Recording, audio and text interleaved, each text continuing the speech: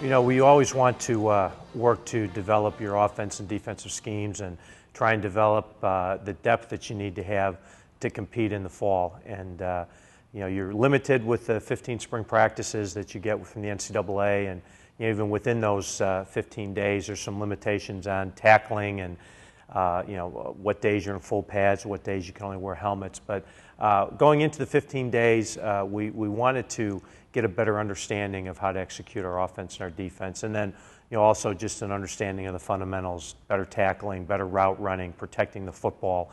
The things that we felt like at the end of the 2011 season were things that had to improve.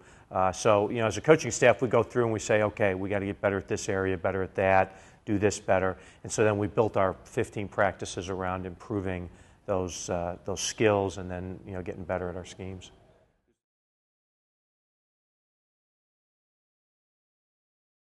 The things that I was happy to see was our defense was really flying around. We pursued to the ball well, which, you know, when you have a defensive football team, you have to have great pursuit to the football, and that was something we really emphasized. Coach Lee and the defensive coaches did a great job on pursuit, so I was really happy to see us flying around to the football. The other thing that I wanted to see was consistency of play.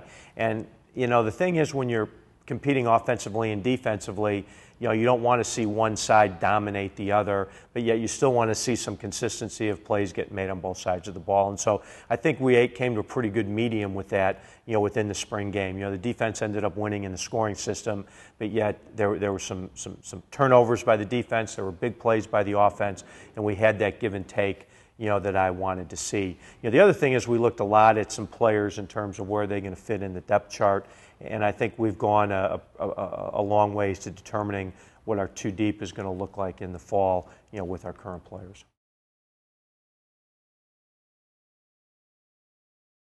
Defensive secondary-wise, you know, we lost a very good player in Lawrence Treadaway, so it was who's going to step up at the safety spot. You know, Dylan Storm, Alex Grask, you know, played quite a bit last year opposite of Tread, and, you know, so it was a battle not only with those two, but then, you know, Steve O'Brien, who was a transfer player last year, had to sit out, you know, getting him into the mix. Keith Larson, who played a little bit also last year, you know, where does he fit into the, you know, into the two deep? At the corner spot, with Gadsden and Porter coming back, you know, two guys that played a lot, but we moved Dale Cook from running back into the corner spot, and so they were battling it out, and then Hayden Haas moved from safety to corner. So, you know, we're still trying to sort out where those top, you know, who's the top two and who's the second two in that group, but, you know, I think the spring, you know, was definitely very beneficial for that position. You know, we had a quarterback battle going. Eric Hoffman was our returning starter, but both Quinn Schaefer and Ben Lehman did some really, really good things. So I was really pleased to know that we are developing the depth. You know, if I had to go into it today, you know, Eric Hoffman would be our quarterback, but he's going to have to come to camp ready to go. I think Quinn and Ben both are going to be able to push and have a chance to, you know, maybe have some say on that before August 30th. Receiver spot two, again, you know, we've got some really good depth at the receiver spot.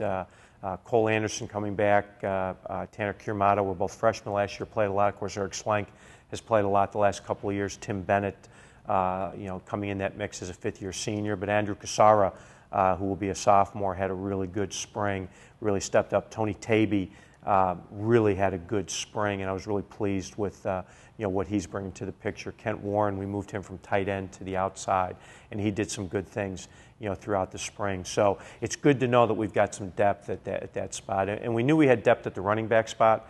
Unfortunately, we had a couple of guys injured that couldn't play throughout the spring, but I feel really good about our running backs going into the fall.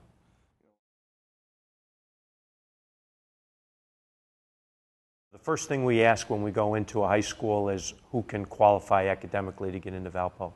And so we're really looking for top-notch students as well as players who can play Division I FCS football. And I'm really pleased, you know, since I've been here, our team GPA has steadily increased, and the numbers that we've had both at the Presidential Honors or on the PFL academic list has also increased every year since I've been here. And that's something that we're continually pushing with our team, is to make sure that we're being the best students we can be, as well as trying to build a championship football program here at Valpo.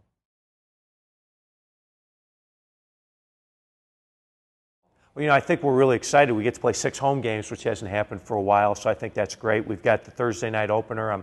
I'm excited to see how not only our university, but how the community responds to Thursday night football.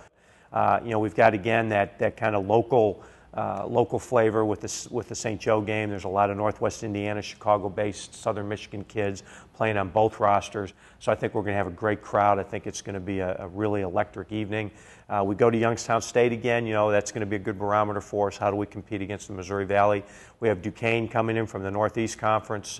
Again, I think a light program, and it's a private Division I league. So how do we stack up there with the 2AQ conferences? And then, of course, the PFL is just getting better and better from top to bottom. And our first game is going to be taking the trek across country to San Diego. I like the fact that we have a bye week after that before we play Butler at homecoming. And then, of course, the rest of the schedule goes through Drake, Dayton, and the rest of the PFL teams will be very, very challenging. But it should be exciting. 6 great games at Brown Field. I feel like we've definitely improved.